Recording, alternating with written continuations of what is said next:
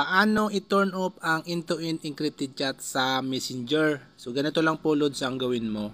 Open mo lang po ang iyong Messenger. Dito sa iyong Messenger, pumunta ka dito sa tatlong slash o sa profile ng Messenger mo. And then, i-click mo naman itong setting gear. Dito sa setting ng iyong Messenger, scroll up mo lang. Hanapin mo itong privacy and safety, i-click mo. And then dito sa privacy and safety, makikita nyo dito sa security ang end-to-end encrypted chats. Click natin yan.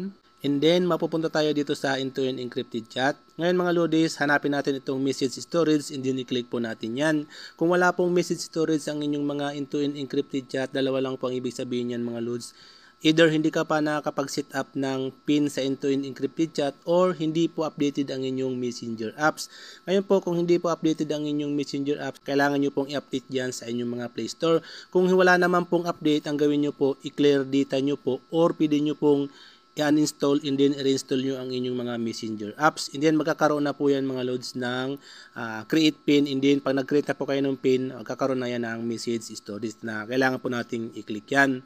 So i-click lang natin. And then mapupunta tayo dito sa message storage. Ngayon loads, para po ma-turn off yung end-to-end encrypted chat, i-click po natin itong turn off secured storage. Click natin yan.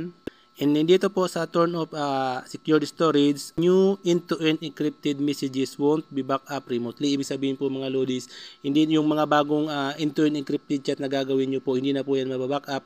Ma-automatic delete po yan mga lodis. So i-click nyo na lang po itong continue button. And then, ayan po, secured storage off. Ngayon, matuturn off na po loads ang inyong end-to-end encrypted para dun sa mga bagong end-to-end encrypted chat na gagawin nyo po. So, ganun lang po ang gawin nyo loads.